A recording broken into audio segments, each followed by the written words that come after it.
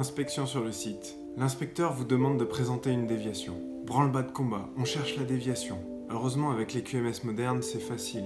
Vous imprimez l'ensemble des éléments de la déviation et là, vous prenez conscience que vous ne comprenez pas l'investigation. Pourtant, elle a été faite par votre meilleur investigateur.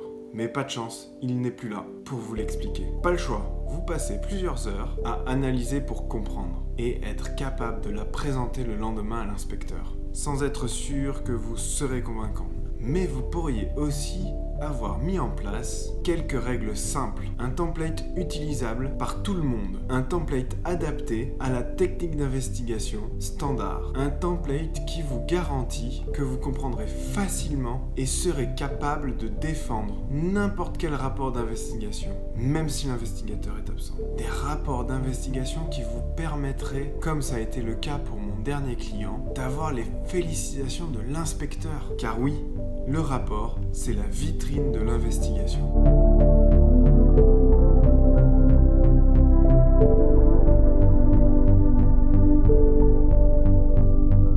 Avant de commencer, j'aimerais vous raconter l'histoire de mon dernier client. Après un rapide diagnostic fin 2017 et une opération coup de poing pour réduire les CAPA, les change control et les déviations hors délai, ce dernier a décidé d'organiser le coaching des investigateurs sur le site pour accélérer, améliorer et homogénéiser les investigations. Pendant 3 mois, nous avons coaché 4 personnes, 3 investigateurs et un représentant qualité, pour en faire des référents sur la technique. En parallèle, nous avons organisé la formation de l'ensemble des investigateurs et des représentants qualité, au travers de sessions de jeux et d'exercices de réflexion autour de la technique. Enfin, nous avons formalisé un parcours de formation en vidéo, un livret réflexe sur la technique et un template de rapport pour diffuser la technique aux futurs nouveaux arrivants. 3 mois après, les référents étaient totalement autonomes, grâce à une évolution suivie avec une grille de coaching. L'équipe au complet comprenait la technique, les intérêts et les mécanismes. Les rapports d'investigation étaient tous au même format, avec la même technique d'investigation.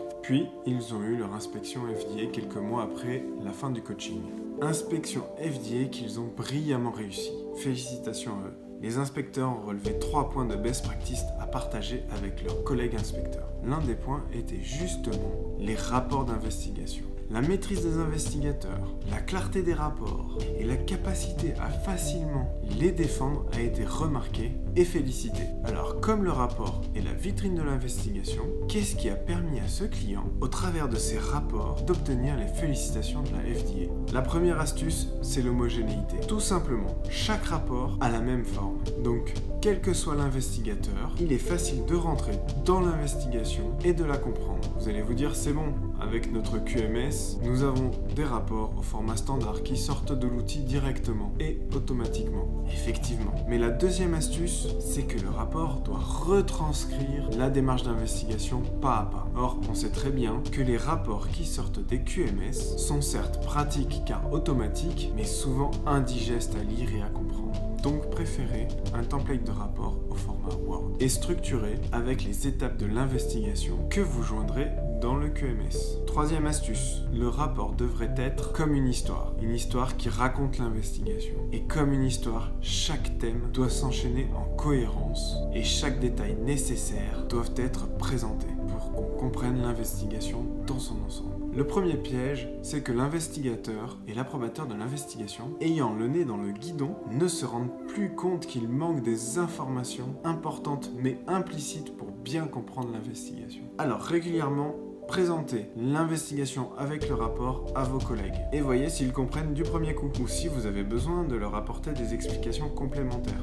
Dans ce cas, le rapport n'est pas assez clair. Il faut le retravailler. Et enfin, la quatrième astuce, le rapport, c'est une histoire que l'on raconte au travers d'un roman photo, pas un livre de littérature. Mettez des photos, des schémas, des tableaux résumés qui sont souvent plus faciles à comprendre que de longs textes explicatifs. Au-delà de ces 4 astuces, voici quelques règles de structuration des informations. Règle numéro 1, transformez le QQOQ-CCP en un paragraphe intelligible. Le QQOQ-CCP est un outil pour aider à collecter les informations au moment de la la survenue de la déviation sur le terrain. Mais en l'état, il n'est pas facile à comprendre du premier coup. Alors résumez en un paragraphe les informations critiques du QQEQCCP. Deuxième règle, pour la recherche des causes, utilisez les schémas et les tableaux. Un schéma qui rappelle l'arbre des causes réalisé, un tableau qui reprend chaque cause avec en face les actions décidées et les résultats. Troisième et dernière règle, faites un paragraphe de conclusion qui résume en une demi-page ou en une page maximum l'ensemble des éléments clés de l'investigation. Avant de terminer cette vidéo, un dernier conseil. Déjà, je vous mets un lien dans la description pour télécharger un template de rapport en lien avec la technique Sherlock. Mais gardez bien à l'esprit qu'il est bien de structurer le rapport, mais qu'il est aussi important de laisser une certaine liberté et flexibilité aux investigateurs pour adapter la rédaction au déroulé réel de l'investigation. Donc mettez en place un template avec les grands chapitres et des modalités pour structurer les chapitres dans 80% des cas, mais sans les imposer via le système qualité, pour garder la flexibilité. Voilà, avec ça, j'espère que vous avez tout ce qu'il vous faut pour structurer les rapports au mieux. Bien sûr, si vous voulez aller plus loin, vous pouvez me contacter avec l'adresse email dans la description. Enfin, comme d'habitude, si vous trouvez ce contenu intéressant, partagez et likez et abonnez-vous.